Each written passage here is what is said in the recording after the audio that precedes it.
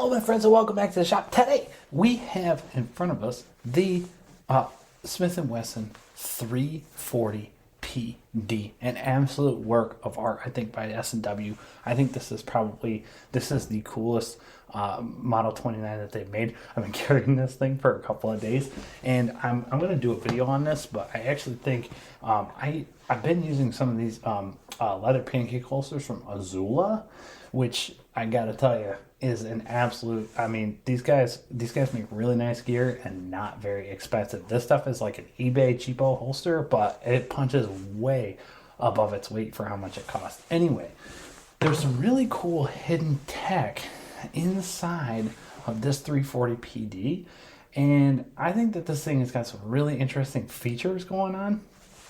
If you guys think this 340 PD is really cool, hit that like button. And if you've been following the channel for a long time and you've been sort of dancing on the edge, like maybe I should subscribe, go ahead and subscribe. Because everything it really helps out, and I'm trying to make my numbers for monetization by the end of the year. And a bunch of people have been asking me some questions like, "Hey, dude, like, do you have any credentials? Who are you?" My name is Mitch. I work for a company called Defender Training. I'm a pistol instructor. I'm a certified pistol instructor through the NRA, and I'm working on the USCCA accreditation as well. So, I'm a wheel gun guy. I really like revolvers. I live in upstate New York, and there's up here, I'm telling you, our magazine cap is already, we're capped at 10 rounds, so we can't carry any more than that. So for me, I really like the wheel gun. I like the idea of it. I like how it feels, and I shoot them really well. So I want to get to this 340 PD, this Airlight. This is a scandium frame. This is an end frame, round butt grip, scandium frame revolver with a titanium cylinder. Scandium is a pretty rare element, but they're mixing it in with aluminum here to give it strength and rigidity, and then the titanium is here to reduce the rotating mass inside of the cylinder. Like I said, I think that this is one of the nicest pieces of hardware that S&W's ever made. I think it's a super cool gun. This is one of the earlier gens. It features a set of Kim Aaron's grips, and this thing, like I said, is just gorgeous, an absolute dream to carry. So let's get it down on the bench, and I want to show you what's going on inside this 329 PD. Okay, so here we are down on the bench with this 329 PD. I've got a couple of scandium frame revolvers here, and I'm getting my all I need now is a 327, and I'll be an absolute mess. I won't get any of it right. And if you wanted to check out more content and you want to see some cool stuff from me, you can follow me on Instagram too. A few people have been asking for my Instagram handle. It's the Bad Gunsmith on Instagram. I'll drop it. I'll drop it on the page here somewhere. But anyway, so in getting down onto this 329 PD, like I said before, we got a scandium frame, titanium cylinder. It's pretty cool. It's chambered in 44 mag. We got 6 holes here, looking good. Our chambered in 44 mag. A lot of people are talking about. I want to hit really quick. So here we got a Barnes. This is actually pretty tame. It's just some stuff that I just picked up off the shelf. But anyway, so we've got a Barnes 44 mag here. We got 180 grains. I just looked at the slip a second ago. 180 grains doing 1250. So pretty tame. I mean, we're almost in the 10 mil.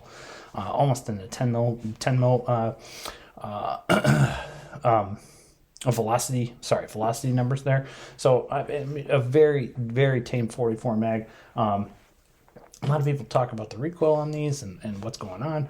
Now, look, the whole thing is that this is meant to be a venture gun. This is meant to go backpacking. This isn't meant to weigh you down. This is meant to be there when you need it and work when you need it, right? So the idea is that we're not necessarily a range gun. Now, everybody has a different definition of what's acceptable when it comes to recoil. Some people have a higher tolerance for recoil than others. It's not really a big deal, but on a big end frame, what I will say is that on a really big end frame like this, a lot of this is going to be pretty manageable. Now, a lot of people think that the line. I don't want to spend all day on this, but a lot of people think that the line for recoil recoil impulse, right?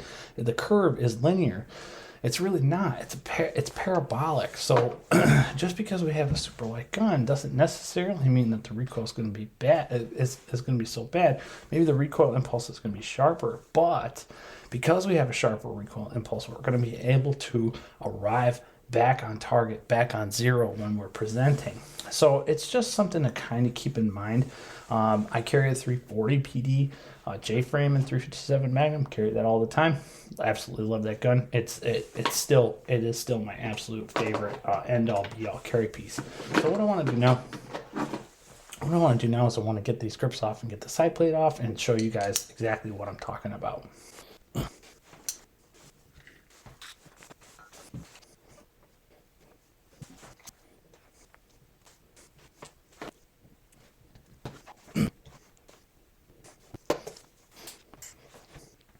Okay, so now we've got our grips off, we've got our cylinder out, we've got this, we've got everything nicely housed inside of our pasta box here. This is a trademark. I mean, it's quite literally a pasta box. Everybody should, if you're not doing that, everybody should do it. It's just an easy way to keep track of side plate screws. But the way that you take a side plate off of a Smith & Wesson revolver is you want to take, this is a rubber hammer, rubber mallet. You take the rubber mallet, hold the gun by the barrel, and just tap on the grip frame, and this whole thing will just come loose without marring. What we don't want to do is we don't want to stick a screwdriver down underneath here and try and pry. It's just simple physics with just let the weight of the gun do the work. And so once we get on the inside, what I thought was a really interesting note, and I noted it in the last video that I made with this thing, was that these come with kind of like really robust, extra sort of robust internals. This doesn't quite look like the other stuff that S&W is putting out at the time. If we look here, bring you guys down in. You can look here. Whoa, a little too close. If we look here, what you can see is that this is just a straight up spring, no power rib, right?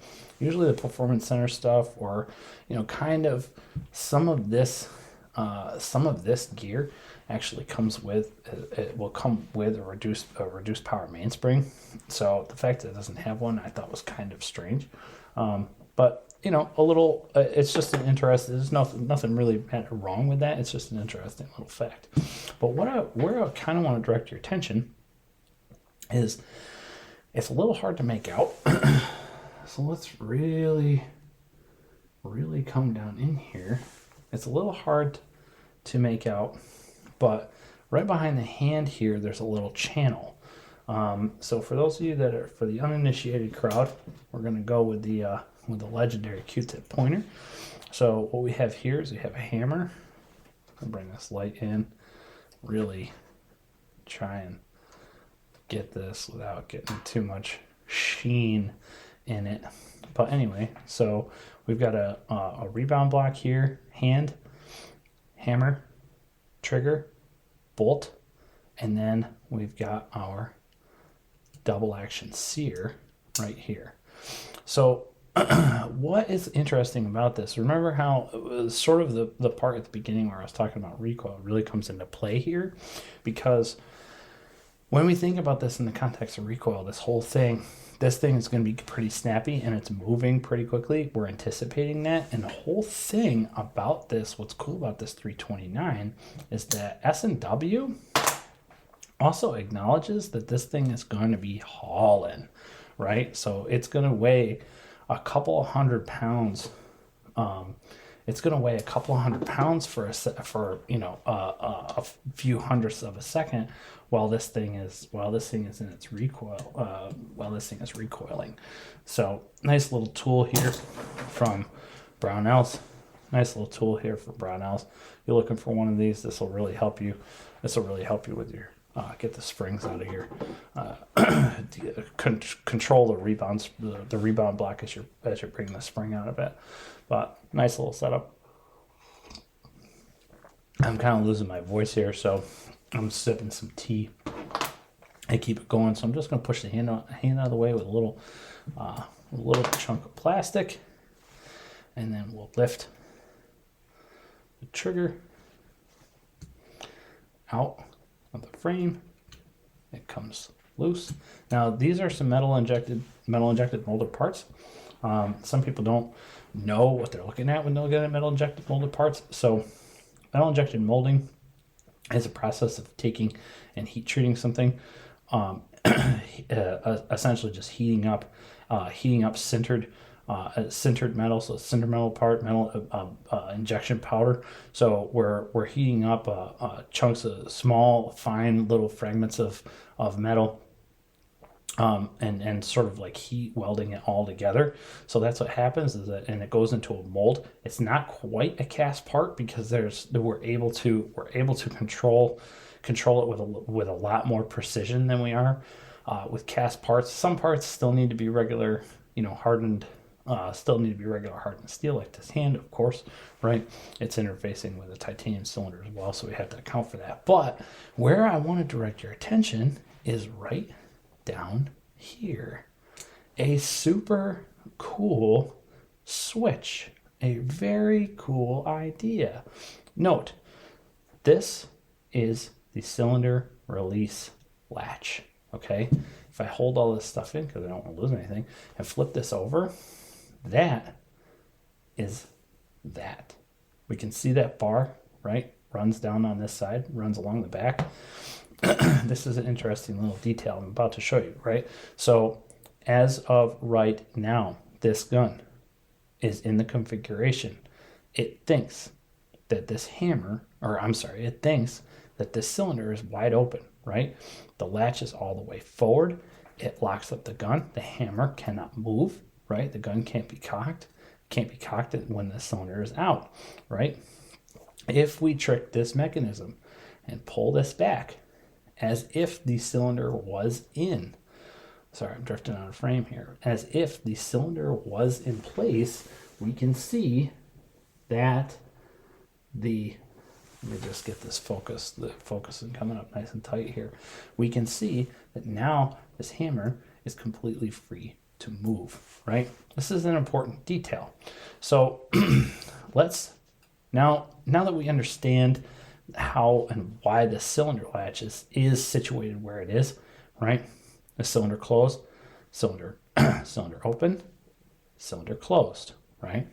Cylinder open, cylinder closed. Okay, everybody's got that. All right, so we're going to lift this hammer out. We don't need this hammer anymore. So cylinder open, cylinder closed, right? So the cylinder is closed.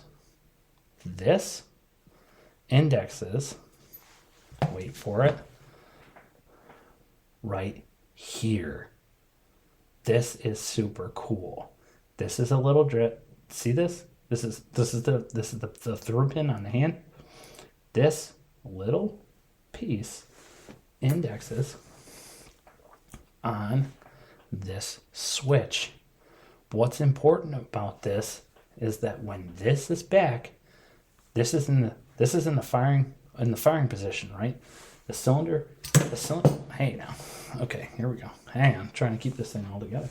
All right, so when the cylinder is closed and this is all the way back, what this is doing is this small switch is coming up and it gets in the way. This is a super cool piece of kit, super cool idea, and if you haven't figured it out yet, I'm about to tell you why this is a thing. So the thing is, let's think back, think about recoil. Recoil, baby. When this thing goes off, we got so much energy going on. This gun's snapping, right? If we got that much energy going on, what do we don't want to happen, right? This lets the rest of the gun know where the trigger position is in relationship to the cylinder. If this is pulled, this is up all the way, that means that the trigger is pulled and the hammer is in a downward direction of travel. It's traveling towards that firing pin and it's about to ignite that primer. That's significant because that, my friends, is going to keep this gun closed. It's going to keep this gun locked up entirely. Going to keep the cylinder in it while we are firing. It's a super cool idea. It operates off of this, off of a simple, stupid mechanism, off of a piece of gear, off of a part that was already installed in the gun. This is something that was here no matter what, right? It's just a little bit shorter on a different end frame, an end frame that doesn't have this feature. But you can see that if the trigger is pulled and this is in an upright position, it's gonna lock. It's gonna lock this back, and it's gonna keep the cylinder inside of this firearm. It's such a cool design. This is one of the most impressive things. It's so simple, stupid. It's so simple, stupid, and it's such an easy way. It's such an easy way to improve the overall performance of just a scandium frame. Like I said, this super light, just an absolute dream to carry. It's just a great way to help it out.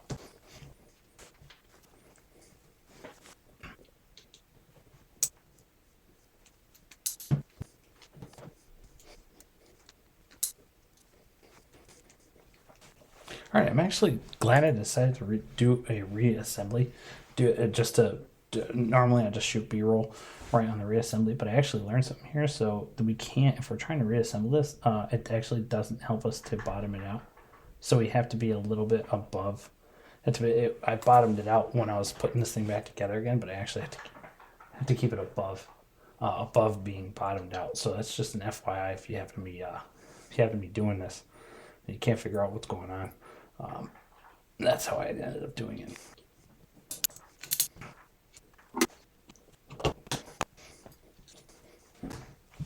One more thing I just want to hit really quick is that a lot of people, I've gotten plenty of questions on whether or not it's safe, to carry a full cylinder, right? With pretty much any revolver made after World War II, and I mean anybody, there pretty much is a transfer bar. Ruger had a little bit of issue with those. I think in some of the really early ones, like in the 50s and the 60s. I'm not. Somebody else, I'm sure, will remind me of the dates there.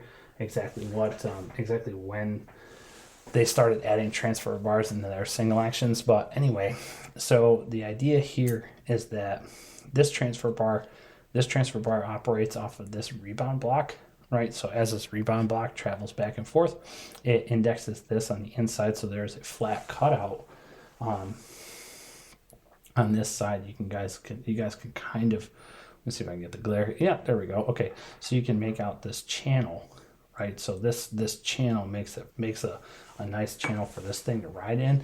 So that this rebound block indexes on this and shows the location of this hammer block.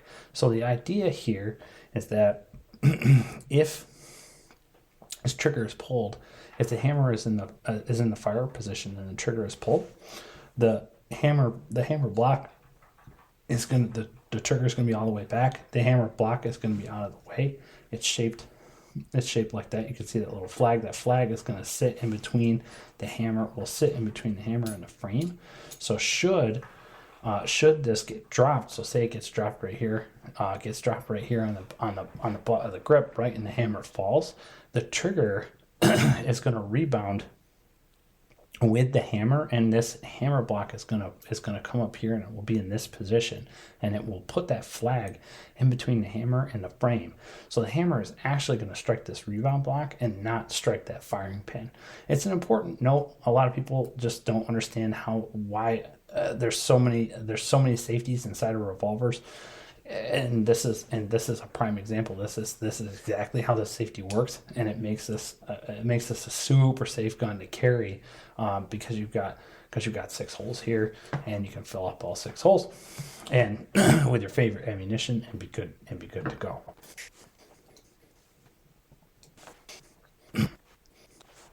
Now, when you're replacing your side plate, what you want to do, there's a horn at the top of this.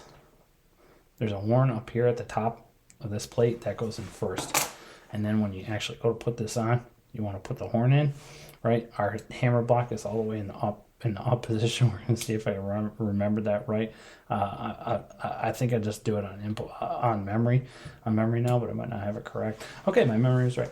So once you've got that all up into place, all you have to do is just push. That. You can give this thing a couple. On my other 686, I've actually got to give it quite a few love taps to sort of like get this thing like right where I want it to be before I start cinching these parts down. But that's the proper way to put the side plate back on. Note that I still have not returned any weight to this mainspring. I took the weight off the mainspring, removed the side plate, put the side plate back on. I'm not going to return weight to this mainspring until I get these screws torqued back down.